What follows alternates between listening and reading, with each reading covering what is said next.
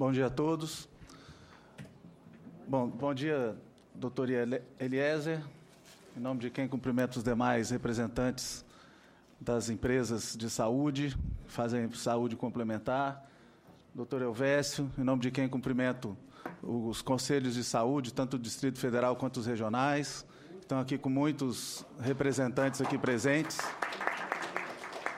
Doutor Jairo Bisol, em nome de quem cumprimento o Ministério Público e estendo o cumprimento às demais instâncias fiscalizadoras do governo. Nosso senador Hélio José, em nome de quem cumprimento os demais parlamentares dessa Casa e do Congresso Nacional e da Câmara Distrital, que estão acompanhando com certeza o que está sendo discutido aqui com toda a atenção. Doutora Eliane Berg, em nome de quem cumprimento os demais servidores da nossa secretaria, os demais subsecretários. Nós temos aqui uma equipe que está acompanhando atenta e preparada também para dar alguma resposta que, eventualmente, eu não possa eu mesmo dar. Senhoras e senhores, bom dia a todos. Eu achei muito interessante algumas colocações do nosso excelentíssimo senhor Jairo Bisol e vejo razão no que foi dito. Nós temos no Brasil uma situação que não é do Distrito Federal, que é federal, todos os estados. Eu tive em diversas reuniões, apesar de hoje completar 30 dias como secretário, o meu primeiro mensário, mas já... Pois é, então, mas por coincidência eu tive em diversas reuniões do CONAS, do CONASEMS, e estive com o ministro da Saúde por 6 vezes. Ele até brincou, olhou para mim, pô, já estou ficando amigo do Fábio, de tanto que eu encontro com ele em todo lugar. Né? Foram muitas reuniões, enfim. E tenho ouvido uma questão que é nacional, várias questões, né, que são problemas nacionais, como a do subfinanciamento da saúde, a questão da judicialização, já perdendo um pouco a sua finalidade do serviço de saúde, e até a falta de médicos num cenário nacional em que o Ministério tem trabalhado para viabilizar em 2026 a regulação, segundo palavras do ministro, a regulação da quantidade de médicos em função da demanda da população. Então, nós, além dos problemas que o Sérgio Sampaio já mencionou, que eu não vou me estender neles, porque já foram explanados, é aquilo mesmo, nós estamos passando por uma dificuldade muito grande, nós temos outros problemas que não estão dentro da nossa capacidade imediata de solução, mas, pelo menos não completa, mas que nós vamos trabalhar para minorar os seus efeitos. Essa questão do subfinanciamento, que é geral, nós temos aqui uma questão específica, que é também a de... E aqui abre um parênteses, não quero politizar e não quero também apontar culpados, até porque eu não acredito mesmo que haja um culpado, ou alguns poucos culpados.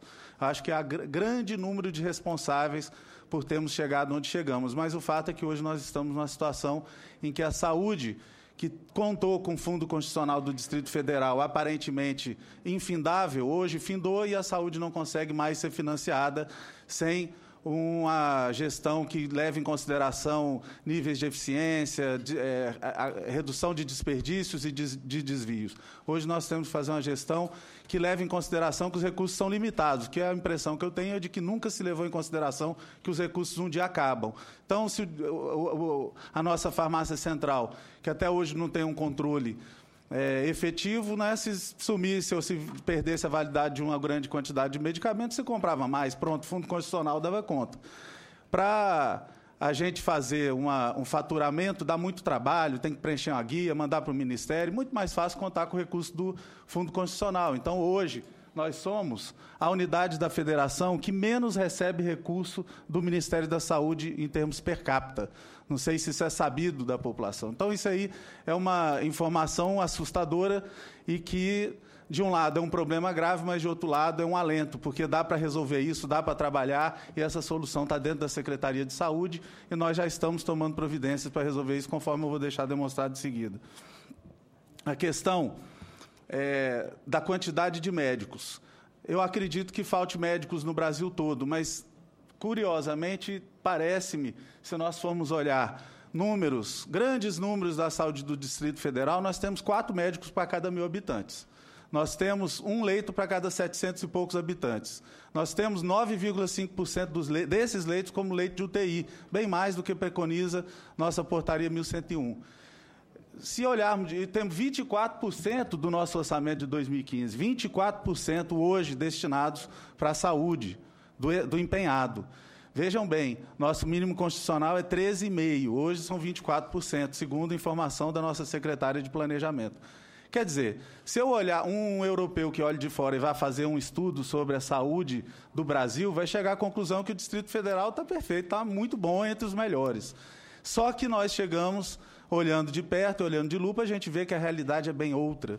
E aí nos remete a uma reflexão. Como é que com números como esse, 34 mil servidores, com orçamento de 7, vai chegar no fim do ano a 7,2 bilhões de reais. É muita coisa. E com tudo isso, nós estamos aqui falando de crise na saúde do Distrito Federal. Vamos, dá vontade de falar 1 minuto de silêncio para a gente pensar. O que é isso? Então, o que eu percebo é que nós temos uma estrutura que realmente se baseou completamente numa abundância de recursos, enquanto esse recurso existiu, né? Precisa de mais gente, bota mais gente, não se pensa em economicidade de escalas de trabalho, olha, vamos evitar fazer hora extra noturna porque ela é mais cara, vamos fazer diurna, vamos priorizar a escala, enfim, algo tem que ser feito, porque quem paga essa conta é toda a população e nós enquanto cidadãos. Então, nós não temos o direito, nós temos o dever de fazer esse trabalho, de fazer esse dever de casa, e, independentemente de demandas que nós entendemos absolutamente legítimas, como eu deixei muito claro numa reunião anterior com todos os sindicatos das áreas de saúde, lá no espaço do Conselho de Saúde, nós entendemos tudo isso, mas nós precisamos também que os servidores da saúde do Distrito Federal compreendam que, tendo os melhores salários do Brasil, tendo a melhor carga horária do Brasil, também devem, né, retribuir o que receberam da sociedade em forma de prestação do melhor serviço. E somos nós, os servidores, toda essa estrutura administrativa que temos condição de fazer isso. E eu tenho certeza, senhor senador, senhor Jair Bisol, que nós vamos conseguir ter sucesso, nós vamos reverter grande parte desse problema, embora reconhecemos que revertê-lo todo é quase uma impossibilidade num curto espaço de tempo. Porque algumas despesas, e a doutora... Desculpe, eu me esqueci o nome. Nayara. Falou, como é que nós vamos fazer para redimensionar? Ela falou de redução de despesa de pessoal, mas eu vou falar de outra forma. Como é que eu passo de uma situação em que hoje o orçamento da saúde, 81% representa a despesa de pessoal, 17% custeio e 2% investimento? Quando a gente fala de aumentar o número de leitos, de restabelecer contratos de manutenção dos equipamentos, de 58.009 equipamentos de toda a rede, como é que eu posso falar nisso com essa proporcionalidade de distribuição de gasto? 81, 17, 2. Como é que eu passo esse 81 para 70, que seja, embora ela tenha dito aí que o número adequado seria 40, 40 e poucos, mas como é que eu reduzo de 80 para 70, se não aumentando as outras despesas? Porque eu não posso reduzir as de pessoal. Como é que eu sugiro o aumento de uma despesa dessa, se ela já representa 24% do total do orçamento da unidade da federação? Então, meus amigos, é uma equação complicada, ela tem solução, mas ela não é uma solução que vai para amadores e não é uma solução de curto prazo. Para trabalhar nisso aí, é preciso ter muita perseverança e cada passo tem que ser extremamente bem medido. Não há... Só um minuto. Secura de Brasília, né? Na nossa terra. Não há milagre. Cada passo que nós dermos, nós vamos ter que pensar em como viabilizar a saúde financeiramente. Todas as políticas públicas, todas, saúde, educação, segurança, infraestrutura, cultura, qualquer uma que os senhores quiserem, fica prejudicada num ambiente em que não há equilíbrio orçamentário financeiro, como é o nosso caso. O problema não é da saúde, o problema é de toda uma estrutura que foi montada historicamente nesse sentido. Agora, nós temos feito muito. Quero tranquilizar. Então não tem solução, a coisa acabou, não vamos mais andar para lado nenhum. Não é isso que se está dizendo. Nesse curto período que nós já estivemos lá, me permitam fazer uma pequena prestação de contas, senador, e dizer o tipo de ações que nós já estamos tomando. eu percebi que havia um descontrole grande, muito grande, por exemplo, no estoque. Vou falar só de medicamentos, mas é estoque de tudo. Pedi para uma pessoa da minha confiança ir à farmácia central e falei, eu quero que o que está registrado no sistema reflita a realidade. Né? E quero ter o controle de datas de validade e tudo mais. Quando fomos ver, primeiro passo, o sistema tem controle de número de lote de data de validade, mas simplesmente não estava habilitado, porque ninguém usava. Mandei habilitar, já está habilitado, descobri isso no sábado ou no domingo, na segunda-feira estava habilitado. Aí nós temos um sistema, que instalamos agora há 2 semanas, que permite a dispensação individual dos medicamentos. O que isso significa? Para quem não é da área de saúde, está acompanhando aí pela TV, enfim. Isso significa que nós vamos contar cada comprimido, qual foi o paciente que recebeu e quanto aquele paciente custou. Isso vai nos permitir ter uma análise de custo. Essa análise ela não pode mais ser relegada a segundo plano, sob pena de nós prejudicarmos toda a sociedade. Isso também já está sendo feito. E os 2 sistemas já vão conversar entre si, que também não conversavam. Tinha os 2, mas é aquelas coisas. Como é que chegou a isso? Não sei.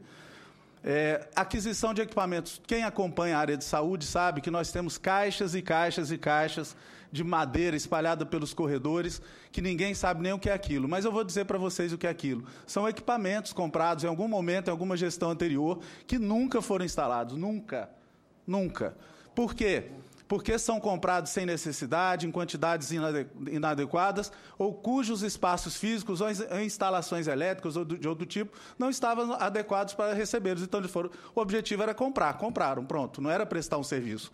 Então, eu não posso responder pelo passado, o que eu posso dizer? Estamos nos esforçando, com orçamento extremamente apertado, para regularizar isso, instalar os que forem para instalar, dar uma solução para os que não tiverem sentido, for quantidade alta demais, fazer a manutenção dos que existirem e estiverem sem funcionar, e, a partir de agora, uma portaria minha está determinando que, antes da aquisição de qualquer equipamento, seja obrigatória uma declaração da quantidade de outros equipamentos semelhantes, qual a necessidade para a população do DF, se precisa ou não, se tem algum sem manutenção e que a gente possa priorizar a manutenção e não a aquisição de um novo. E aí sim, chegada à conclusão de que a aquisição do equipamento é necessária, nós vamos exigir uma declaração de que o espaço físico e as instalações estão adequadas para receber esse equipamento. Então, agora, na minha gestão, eu posso dizer, não vai mais haver aquisição de equipamentos que vão ficar encaixotados nos corredores.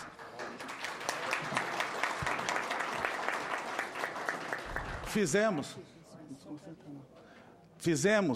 uma gestão para leitos de UTI. Se fala muito, tem uma judicialização grande, acaba tendo um apelo muito emocional essa questão. Só que precisamos entender, tanto a população quanto o Poder Judiciário, que leitos de UTI, se não forem bem geridos, eles viram a casa da pessoa. Há enfermidades que colocam uma pessoa por anos e anos e anos no leito de UTI. E isso aí prejudica todo o sistema, porque pessoas que poderiam ter suas vidas salvas acabam tendo que passar por uma espera angustiante. Como é que se resolve isso? Com um protocolo de admissão e alta em leitos de UTI. Esse protocolo já foi objeto de uma portaria minha e já está valendo. Além disso, para os casos crônicos de pessoas que realmente não têm expectativas de sair dali, senão pelo óbito, há um serviço que leva esse paciente para casa, traz conforto para o paciente, para a família, que também ficar em leito de UTI no hospital não é bom, e traz rotatividade para esses leitos. Então, tudo isso está sendo feito.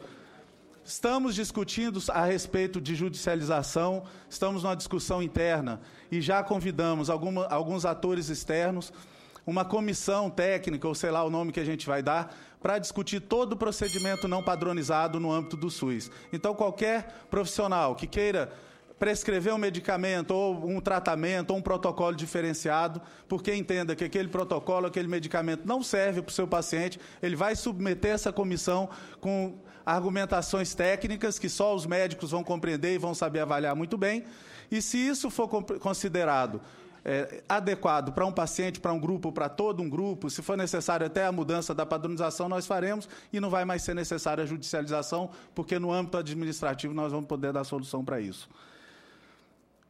Estamos promovendo a descentralização da saúde do Distrito Federal. O que é descentralização? Ainda não sei, porque o grupo foi criado, é um grupo de profissionais. e o que não está decidido, mas nós vamos submeter ao Conselho de Saúde, não vai ser feito nada fechado por um grupo que não submeta aos outros, mas a primeira proposta precisa sair de um grupo menor, senão não sai nunca. Se a gente fizer um grupo de 20 pessoas para trabalhar, todo mundo sabe aqui que o trabalho não sai. Então, um grupo de 5, 6, 7 pessoas no máximo, que já está tendo as reuniões, e a ideia é não responsabilizar ou não dar uma independência para as regionais, porque isso seria a pior coisa possível. Nós temos que dar autonomia, são conceitos absolutamente diferentes, e a autonomia deve ser dada com responsabilidade, com indicadores a serem alcançados. Tudo isso está sendo trabalhado, nós queremos trazer os gestores da saúde para a participação dos seus resultados. Porque ou a gente faz isso, ou cada um não se sente parte de um todo, e eu acho que é um pouco isso que a gente está vivendo. Conforme eu disse, os nossos indicadores são bons demais para a gente não ter uma boa saúde. Os indicadores desses números que eu falei antes, né? Te falei que temos um orçamento de 2% para investimento, 17% para custeio. Vamos nos contentar com isso? Não. Nós vamos trabalhar, conforme eu disse, para aumentar o faturamento. Temos aqui inúmeros relatos, tivemos a reunião ontem de coordenação, inúmeros relatos de ações que podem ser feitas para melhorar efetivamente o faturamento. Não há motivo nenhum para o Distrito Federal estar em último lugar per capita de recebimento de recursos do Ministério da Saúde. Então, nós vamos trabalhar para reverter isso. Eu tenho certeza que, com a equipe que nós temos aqui no Distrito Federal, com o nível dos profissionais que nós temos na saúde, isso é perfeitamente possível, e eu não tenho dúvida nenhuma que esses nossos colegas vão nos ajudar a alcançar esse resultado. Vamos também atrás, senhor senador, de emendas parlamentares que possam nos ajudar na área de investimento para que possamos aumentar o número de leitos. Nós não temos tido sucesso com emendas, com os convênios, porque nós falhamos demais na área de projetos. Então, já estou estruturando a área que vai nos viabilizar a elaboração de projetos, projeto lato sensu, não só de engenharia, para que possamos pleitear esses recursos e garantir aos parlamentares que tiverem o cuidado com a população no sentido de destinar suas emendas para a área de saúde, que eles vão ter suas emendas executadas, porque nada mais frustrante para um deputado ou um senador do que ver sua emenda aplicada, seu esforço político sendo aplicado e não ter nenhum resultado prático. Então, a ideia é, inclusive, orientar onde é que se deve apresentar para que essa ação que o doutor Jair Bisol, eu compreendo exatamente as razões pelas quais ele disse que talvez não devessem nem existir, mas elas existem, e então o que nós devemos fazer é, pelo menos, torná-las parte de uma política pública estruturada e que nos leve à melhoria de todo o processo. E vamos trabalhar, priorizar despesas que nos tragam ou economias ou a melhoria no faturamento. Por exemplo, vamos trabalhar com todas as obras e todas as ações que sejam necessárias para nos viabilizar a habilitação dos leitos de UTI. Nós temos hoje 170 leitos de UTI não habilitados, e isso significa o não recebimento do Ministério da Saúde só nesse item de R$108 milhões por ano. Então, é esse tipo de despesa que nós vamos priorizar antes de qualquer outra. Vamos também, já estamos, tudo isso não é vamos, tudo isso que eu falei, estamos fazendo, nesse exato momento, objetivamente, viabilizando as grandes licitações, né, das despesas da Secretaria de Saúde, posso aqui nominá-las. Alimentação, segurança e limpeza. Só essas 3 despesas nos consomem hoje R$514 milhões. Eu estou me debruçando sobre elas para compreender o porquê desse valor tão alto, ver se há alguma forma de reduzir os contratos, alguma forma de simplificar as demandas, que eu também já sei, que eu não vou entrar aqui em detalhe, mas eu já sei de algumas exigências que o poder público tem feito, que tem aumentado o valor individual desse serviço, e nós temos condições de melhorar. E para não ficar me alongando demais, eu sei que no final mas que as pessoas querem saber, eu estou me permitindo ser um pouco mais longo. Criamos esse grupo, né, o G+, que vai nos ajudar, né, na ponta, que vai procurar o que está fazendo e vai ajudar os gestores enquanto essa descentralização não vem, que vai ajudar com a questão do faturamento, vai ajudar com a questão dos recursos humanos. Estamos focando bastante na gestão de pessoas. Nós temos uma população, senador, devido a toda essa situação que a saúde vive, que está ficando doente. A população de servidores da saúde, ela é uma população que tem, só para... Eu acho que saiu, eu não sei como é que é, mas nem sei se deve ser politicamente correto falar, mas tivemos 3 situações, por exemplo, de suicídio no último mês, entre os servidores. Então, isso é uma coisa inaceitável e nós vamos trabalhar para levar essa saúde para o servidor da forma mais ampla possível. A promoção da saúde, e essa é outra coisa que é muito estratégico dizer, ela é muito mais do que o combate à doença. Né? Nós temos que tratar da prevenção, e a prevenção também é muito mais do que as ações da Secretaria de Vigilância e Saúde.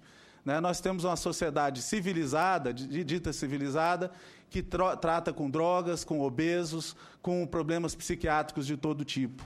E todas essas ações precisam ser levadas em consideração para evitar que isso aconteça, com campanhas, com esclarecimento, com estímulo a atividades físicas. Eu acho que a Secretaria de Saúde tem uma atividade extremamente ligada perdão, falei de saúde. A Secretaria de Esportes tem uma atividade extremamente ligada à Secretaria de Saúde e nós já estamos nos aproximando dela. Recentemente teve uma distribuição de cadeiras de roda para atletas, né, junto com a secretária Leila, e esse é um projeto que nós pretendemos continuar e estabilizar de forma que possamos fazê-lo anualmente ou com uma frequência que seja adequada e não esporadicamente quando der, porque aí assim não seria uma consulta pública. Bom, eu acho que eu já dei um panorama geral inicial, sem prejuízo, é claro, de muito mais informações que vierem a desejar. Muito obrigado a todos.